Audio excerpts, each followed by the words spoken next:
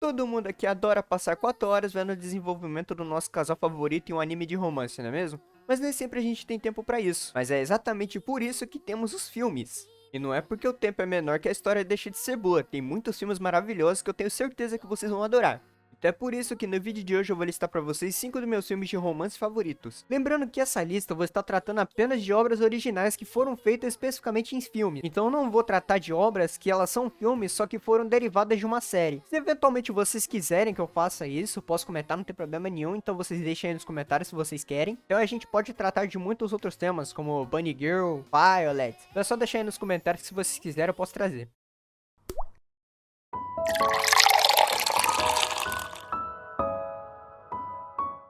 O primeiro anime que eu vou falar é Uchiage Hanabi, ou também conhecido como Fireworks. Fireworks basicamente se passa durante um festival de fogos de artifício numa pequena vila. E a gente tem o Norimichi e os amigos que, de repente, eles criam a curiosidade sobre os fogos de artifício, de como que eles são realmente. Então eles tentam buscar uma resposta para essas dúvidas que eles criaram. Só que ao mesmo tempo, o Norimichi ele se envolve em uma situação bem complicada com uma colega de classe chamada Nazuna, que tá tentando fugir de casa devido ao divórcio da mãe, né? Só que o que torna esse anime bem diferente é que é um anime de ficção científica, por incrível que pareça. Porque basicamente o Norimichi e a Nazuna, eles encontram uma esfera mágica que não tem explicação de onde veio, e essa esfera tem o poder de voltar no tempo toda vez que você pede alguma coisa e joga ela pra longe. Então a partir disso, o Norimichi ele tenta mudar os eventos que aconteceram naquele dia pra tentar ajudar a Nazuna.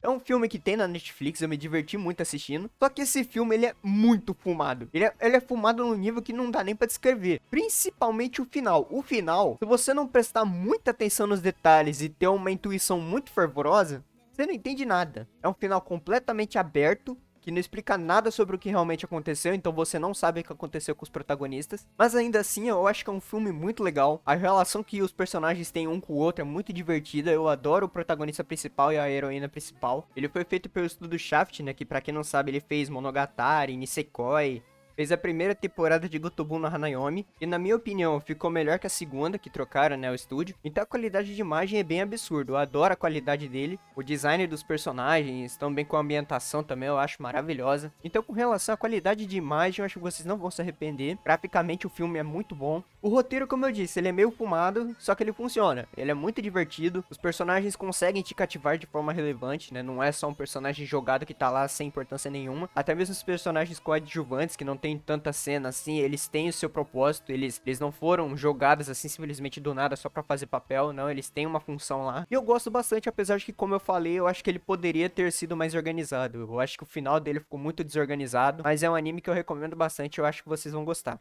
O segundo anime que eu vou falar sobre é Kimi no Na wa, também conhecido como Your Name, e é um dos filmes de romance de anime mais aclamados da história do cinema japonês. É um filme de um dos maiores nomes, né, que a gente tem no mundo dos animes, que é o Makoto Shinkai, e já fez vários outros filmes, como Tenki no Ko, O Jardim das Palavras. Então é um cara que sabe o que tá fazendo, e as histórias dele são maravilhosas. Só que uma coisa que eu detesto nos filmes do Makoto Shinkai é que ele nunca finaliza a história de forma fechada, ele sempre deixa o final aberto, tipo, ele dá a intuição de que realmente aconteceu alguma coisa e o casal principal ficou junto, só que ele nunca mostra isso acontecendo. Então ele sempre deixa subentendido que algo aconteceu, mas ele nunca mostra explicitamente o que aconteceu. Então é um dos pontos negativos que eu tenho sobre as obras do Makoto Shinkai em geral. Mas o Makoto Shinkai não tem o que falar, é um dos maiores nomes hoje em dia, um cara extremamente renomado, e não é à toa, os filmes dele são maravilhosos. Agora voltando a Kimi no Na wa, a gente tem a Mitsuha Miyamizu, que é uma garota do campo, e a gente tem o Taki Tachibana, que é um garoto de Tóquio. Então você tem essa contraparte de uma garota morando numa área mais rural, e você tem um garoto morando numa área extremamente urbana. Só que, inexplicavelmente, os dois começam a trocar de corpos toda vez que eles dormem. Então a trama gira em torno deles tentarem entender o que aconteceu, o que tá acontecendo com eles. E ao mesmo tempo que eles tentam lidar com isso, eles acabam desenvolvendo um vínculo muito interessante, porque eles conseguem conversar entre si, sejam por algumas mensagens que ela deixa no diário, ou algumas palavras que ele escreveu no braço. Então não é como se eles não conseguem se comunicar entre eles, porque eventualmente um vai voltar pro corpo do outro. Só que o plot twist principal é que quando eles tentam se encontrar pessoalmente, eles descobrem algo que muda completamente o filme. Então o principal não é eles trocarem de corpo e ver a interação deles de como que um garoto age no corpo de uma garota e uma garota age no corpo de um garoto. O principal plot twist vem vem depois que eles vão tentar investigar o que tá acontecendo. É um filme que eu gosto bastante, apesar de ter me dado uma crise de ansiedade quando eu assisti, mas eu recomendo bastante. Se você não conhece o nome Makoto Shinkai, eu garanto pra vocês que esse nome é qualidade pura. Eu até hoje não vi nenhum filme dele que seja ruim, e se vocês verem o nome dele em qualquer outra obra, vai fundo, porque esse nome é sinônimo de qualidade. Pode até não gostar do roteiro ou da ideia que o autor quer passar, mas falar que é ruim, isso é impossível. O terceiro que eu vou falar é Jose Tutora Sakana Tachi, ou em inglês Josie the Tiger and the Fish, que conta a história do Tsuneo, que é um estudante universitário que sonha em estudar no exterior.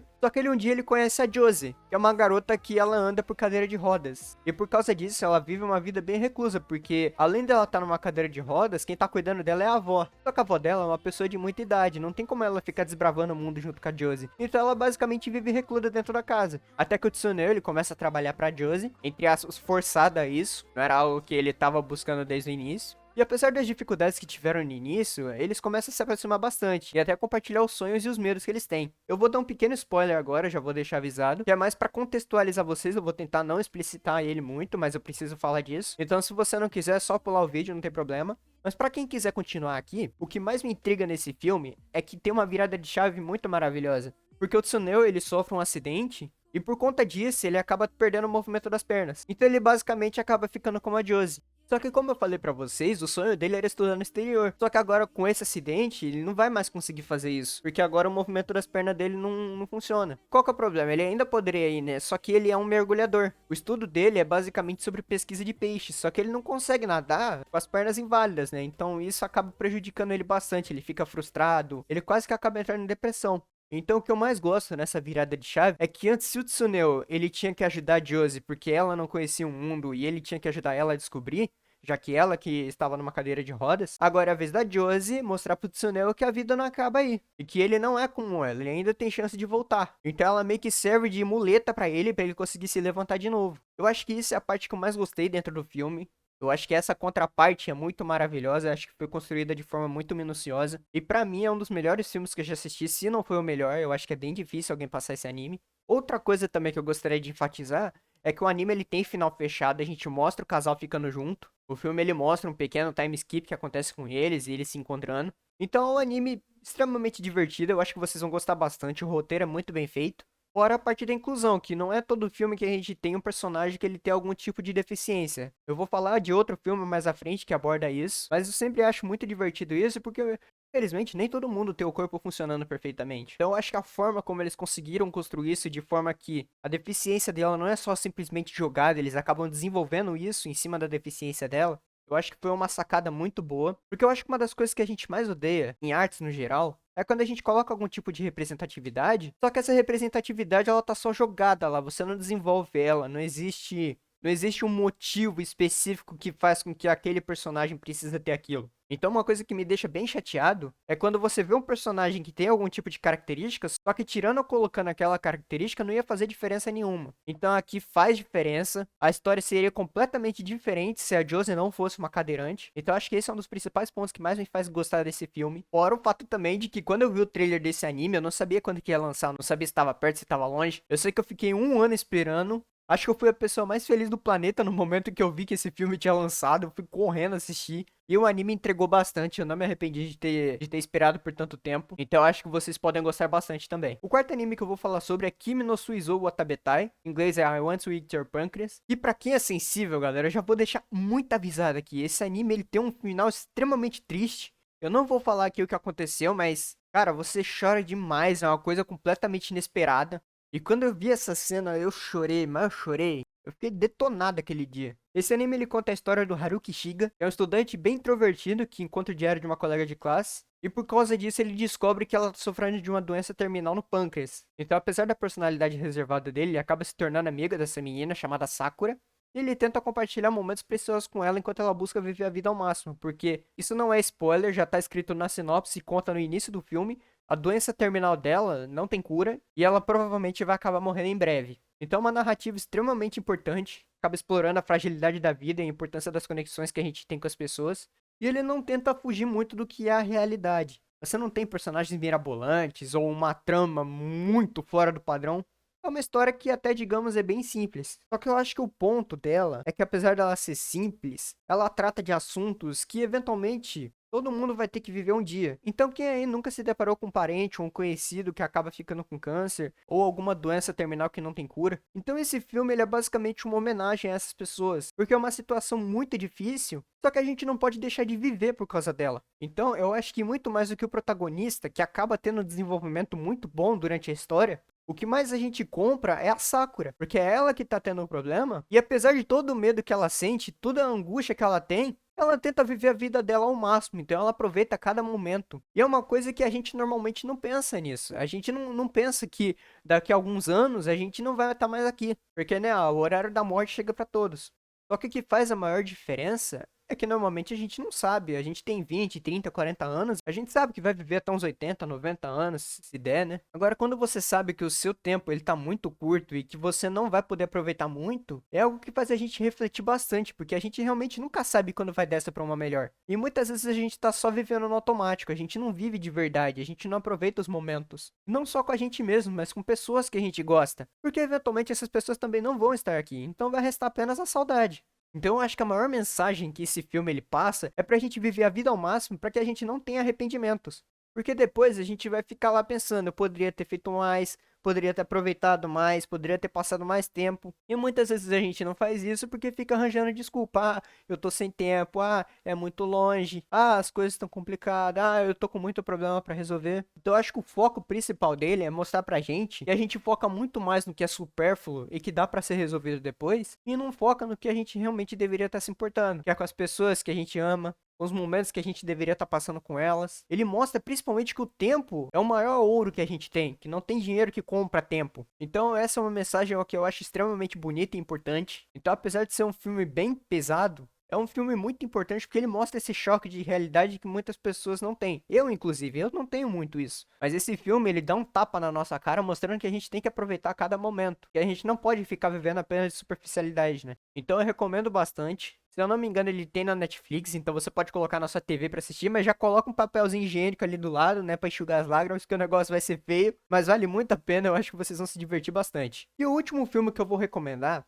é Koe no Katachi, que em inglês é a Silent Voice. Mais cedo eu falei que eu ia tratar de outro filme que tinha um personagem com algum tipo de deficiência. Ele basicamente segue a história do Shoya Ishida, que é um garoto que no ensino fundamental ele encheu muito o saco de uma garota, só que essa garota era surda. Então ele pegava muito pesado com ela, a gente tinha raiva dele, e principalmente porque ele fazia as coisas e todo mundo achava graça. Ninguém se importava realmente com a garota. E por sinal tinha o nome de Shoko. Só que anos depois, o Shoei, ele agora estava muito isolado. E depois de pensar muito no que ele fez, principalmente por causa de uma coisa que ele fez com ela, foi extremamente pesada e que ninguém aprovou ele. Ele tenta procurar a Shoko para tentar se desculpar e tentar reparar os erros do passado. Tanto é que ele aprende linguagem de sinais para tentar se comunicar com ela. Ele é um filme e ele não é pra criança. Ele aborda temas muito pesados e uma criança, ela nunca ia entender como é que funciona. Ela ia assistir, é um filme bonito e tal, vai dar risada, só que esse não é o principal ponto. Eu acho que ele tem uma pegada muito mais adulta do que uma pegada mais infantil. Principalmente por causa dos temas que ele trata como bullying, depressão, situações bem complicadas que eu não vou falar aqui por conta das diretrizes do YouTube.